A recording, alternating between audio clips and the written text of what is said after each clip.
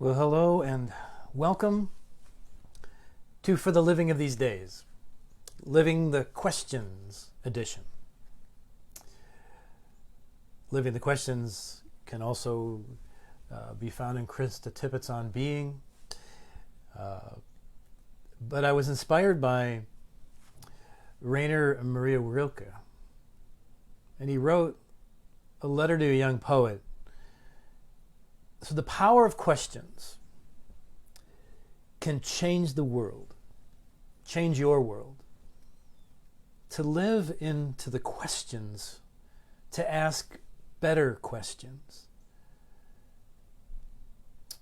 Rilke writes, "Be patient toward all that is unsolved in your heart, and try to love the questions themselves. Like locked rooms, and like books that are now written in a very foreign tongue. Do not now seek the answers, which cannot be given you because you would not be able to live them.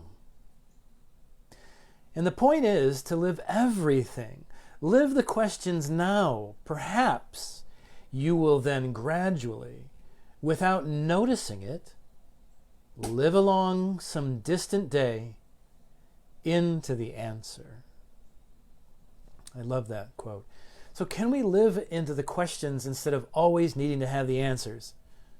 Having the answers speak to the fact of what makes me right and you wrong, or which means my answer wins and your answer loses.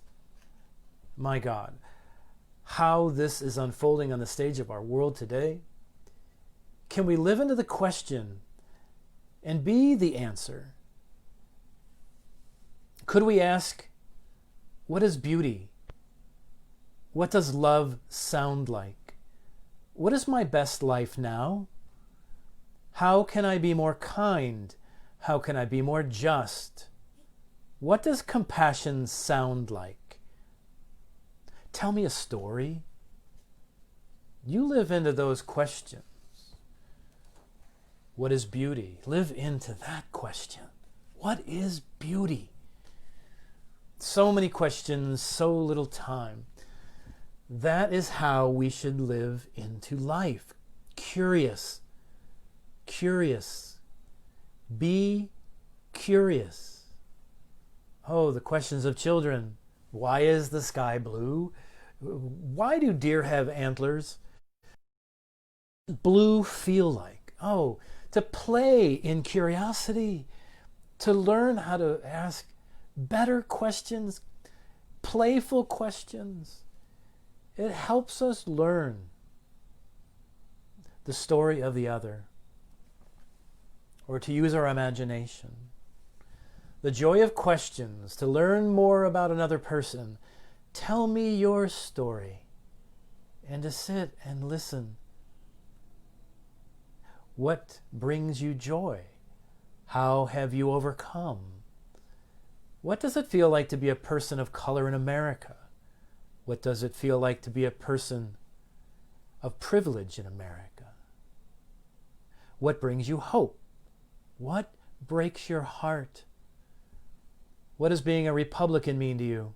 What does being a Democrat mean to you? How can we learn to live in peace? Oh, if we could reclaim this childlike curiosity and live into the questions and be a part of that answer, to live into the answer, and to listen to the questions of another, or the stories of another. Just wrestling this week with the question of curiosity and not being afraid to ask questions. There are no wrong questions. It's what is emanating out of you into the world and out of your neighbor into you. Just live in the questions of another. To see another human being as an amazing story to be discovered and honored and loved?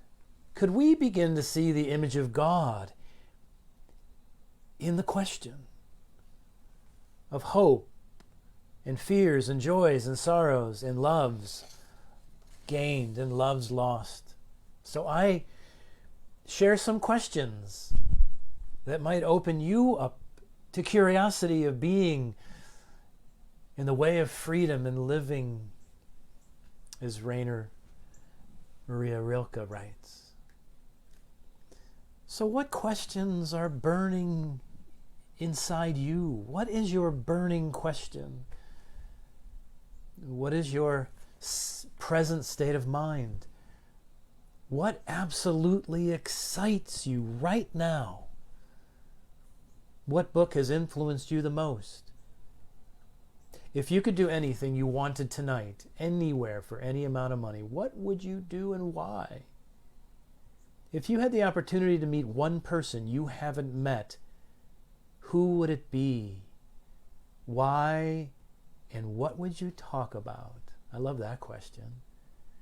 If you had the opportunity to meet one person you haven't met, who would it be? Why? And what would you talk about? What's the most important thing I should know about you? What do you value more? Intelligence or common sense? What movie is your favorite guilty pleasure and why? You are stuck on a deserted island. You can only take 3 things. What would they be? When and where were you the happiest in your life? What do you think is the driving force in your life?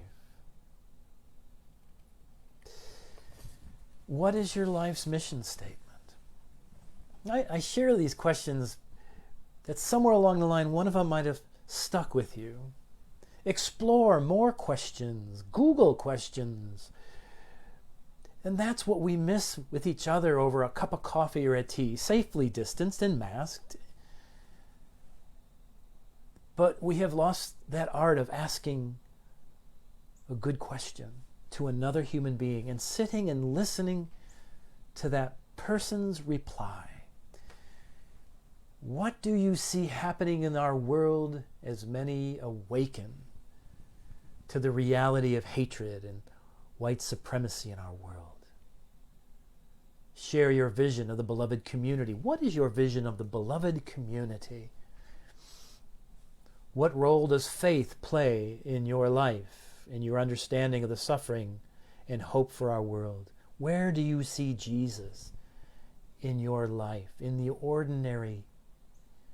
What do we need to pay attention to in order to create new, life-affirming and loving communities? Why is the church important to you? Why isn't the church important to you? And I love these last 2. What's the weather outside? And what is the weather inside you right now? Am I happy? Am I grateful? Do I like my job? Do I feel good? Do I spend enough time with my family? Why can't I forgive him? Why won't she forgive me? So, be curious. Live into the questions. Take the time to write down some amazing questions you've never thought about. And go and explore and be curious. Sit down with your neighbor and ask them a simple question. Tell me your story. And then sit and listen to the reply. I'll close with these words again from Rilke. Be patient toward all that is unsolved in your heart and try to love the questions themselves. Like locked rooms, like books that are now written in every foreign tongue. Do not now seek the answers, which cannot be given you, because you would not be able to live them. And the point is to live everything. Live the questions now. Perhaps you will then gradually, without noticing it, live along some distant day in to the answer. God bless you. Until we meet again.